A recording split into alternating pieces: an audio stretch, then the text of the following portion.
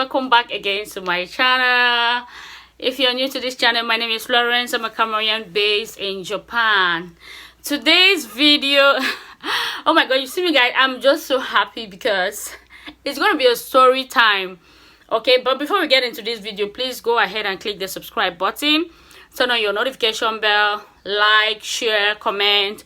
Okay, I want to say a very big thank you to all my returning subscribers and to all who just joined this channel new. You guys are welcome. I love you from the bottom of my heart. All right, so today is going to be a story time. It's going to be a story time video. I'm going to tell you guys expectation versus reality in Japan. Like, I came to Japan, or my coming to Japan from Cameroon to Japan, and what I expected versus what I got. Like, oh my god, everyone has their experience, but trust me, I'm not gonna lie to you guys that this is the most experience I'll never forget. Like, what your agent tell you versus what you see. All right, okay, so how I came to Japan, I don't know where to begin the story, but I'm just gonna start somewhere. It's a story time, so if you have your popcorn, grab your popcorn, grab whatever you want to be chewing and be listening to this gist I'm going to be giving you guys today. This is how it all happened. Like, at one day I was at work, and my friend came and told me I had this colleague. No, not a colleague, it's a friend of mine. He used to come to my workplace where I work. After learning that I was denied a visa twice for the US, and he came and said, how about Japan? Do you like going to Japan? And I was like, Japan, I've never wanted to come to Asia, and all of that.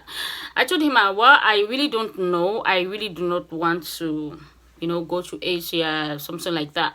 But he said, no, Japan was a good place and you can find out and all of that. I'm like, okay, fine, no problem. Let me give it a try. And then he told me that there's this guy, the guy that was doing documents. So all these agents, some of you, they lie you people see. The worst part of it is, let me just use this opportunity to say something. Most of the agents have never traveled to this country that they want you guys to go to. Most of these people have never, they know nothing about the country. 80% of them know nothing. Just 20% of them have been to that country, so they know a lot. But then, even having been there, they still come and tell you lies. They still lie to you guys. But I'm not gonna blame them. I'm not gonna say anything bad. But the truth is, if you accept anything, all right, like the case that happened in Bahrain, if you accept them and you move in, life is not a bed of roses. Traveling out of the country is not like leaving your comfort zone and going to where there's no mother, there's no father, there's no brother, there's no sister. Even to those who still go to meet brothers and sisters, they still find it hard. Those who still go to meet their partners, their spouse, they still find it difficult to settle or to balance life. It's not easy, right? So this guy told me, like, Japan was very good. He told me so many nice things about Japan. Of course, yes, Japan is in a bad place. So I actually accepted and said, okay, no problem, I'm going to try. And that was how we moved to doing all of the documents and stuff like that. Within a week, I got a visa. And yeah, getting ready to come to Japan. I was just supposed to come with some few stuffs, my baggage, and very few things. You don't have to carry much because your stay wasn't going to be long and all of that. So yep, when I got here, I got at the airport. Let me tell you guys my experience that night I was supposed to travel. Firstly, I'm not gonna try to pretend like an Ajibota. No, I'm not an Ajibota. I'm not like, I never had a traveling experience. That was my first traveling experience. Though I've been to other African countries, but I never went by plane and all of that. So that my flight was supposed to be 12:35 in the afternoon from Douala International Airport, and yeah, they got a car very early in the morning. We left for the airport. Trust me, that day it was freaking rainy. It was raining, like heavy rain, that my family couldn't go out of the car to see me off. I just had to manage to get my bag and then go check in, and that was just it. I checked in and all of that. So I went through all the process. You know how Douala Airport is in Cameroon. They have to check your yellow fever card. They have to check your visa. And then started asking me some funny questions. How did you get a visa? Why did you do blah, blah, blah, blah, all of that. Whatever. Finally, I got into the plane, and my first experience was like, wow. So finally, I'm entering the plane and all of that. So put your seatbelt, and they started talking blah, blah, blah, blah, blah.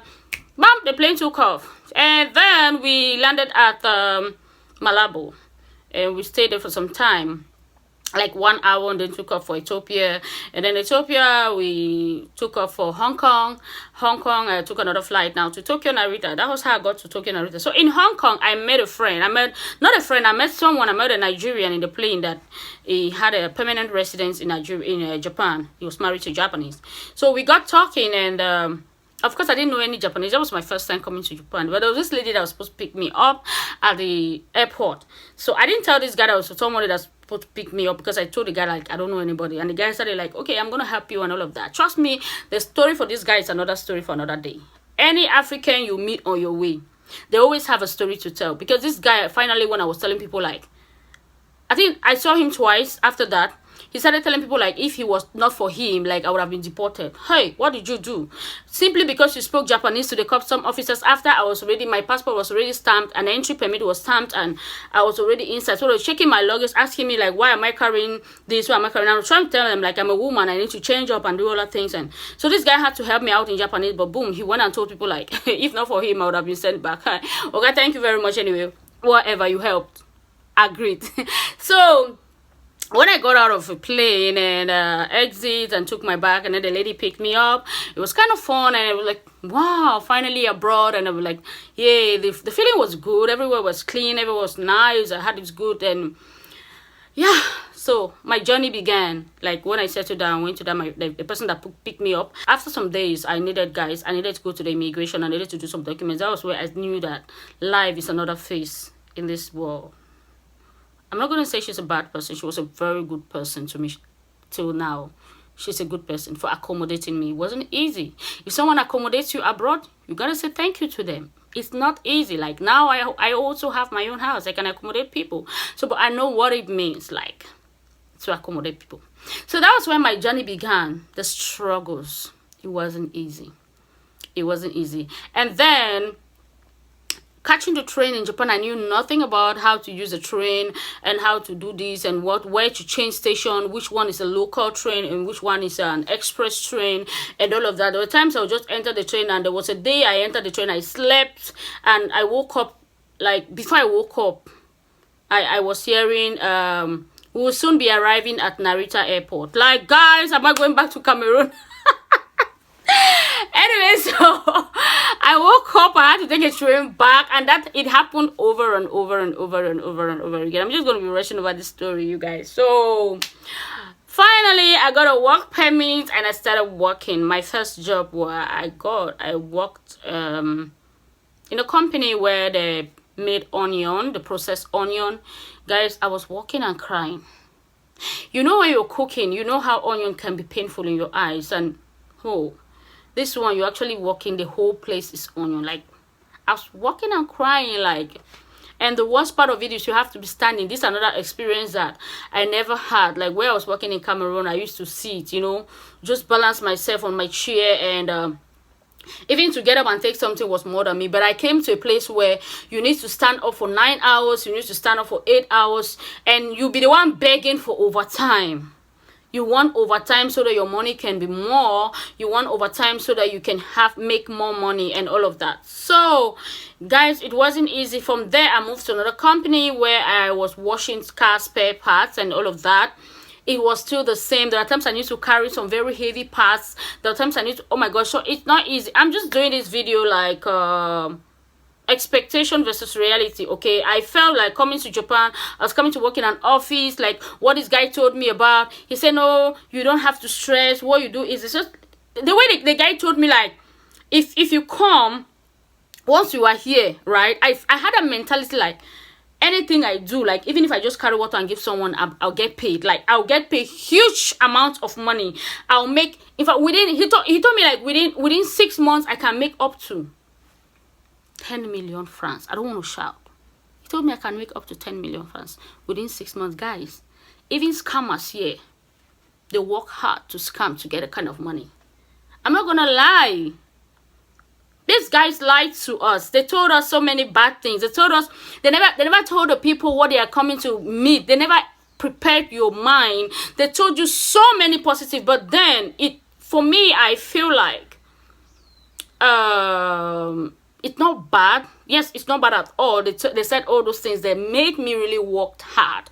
They made me like really be strong. At one point I felt like I should go back.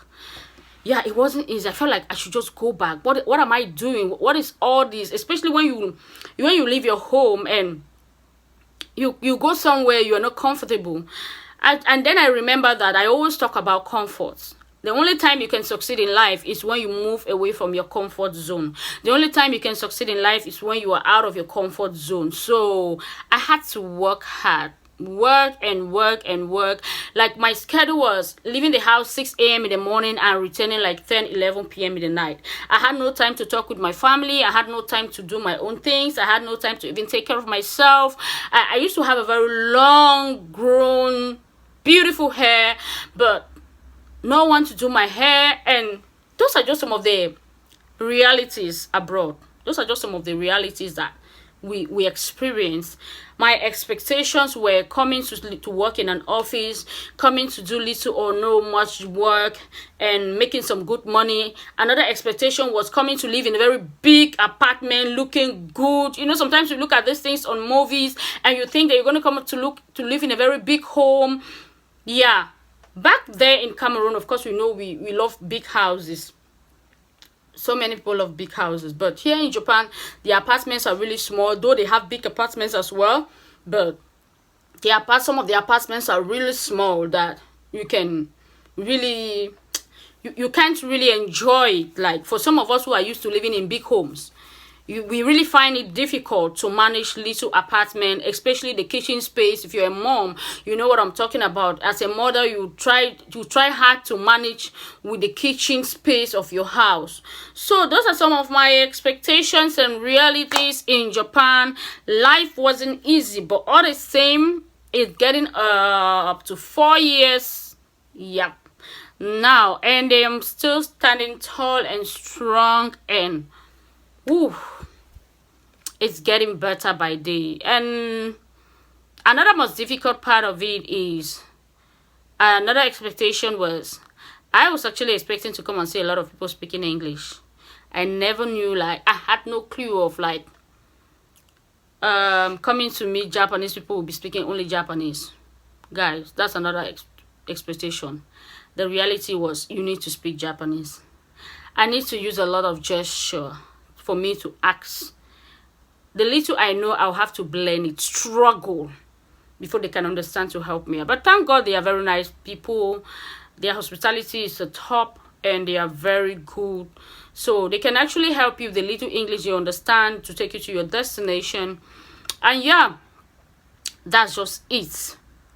So thank you so much for watching this video. Let me know your own experience when you move from Cameroon, when you move from your home country to wherever you are. Some of the expectations and some of the realities you had. Like in Japan, I noticed like they were looking at us, but apart from just looking at you because of your skin color, they have nothing to do with you. Some actually haven't seen black people, and some are kind of really liking what they see, and some are kind of mocking it, but we cannot judge them, you know.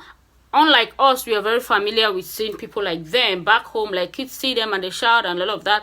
But for some of them, they haven't seen people like us. So you don't have to worry yourself much about that. Another expectation versus reality in Japan is that they don't eat with spoon, they eat with a chopstick. And it took me years, like 2 whole years, to learn how to use a chopstick until I started teaching at public schools. I became a teacher, and then that was when I started using chopstick because I had to eat with my students, and I felt bad not using the chopstick, not doing it the traditional way, or feel like I don't like their culture, and I had to learn all of that so I can blend as well. And then what else again? Nothing at all. Thank you so much for watching this video, and see you guys in my next video.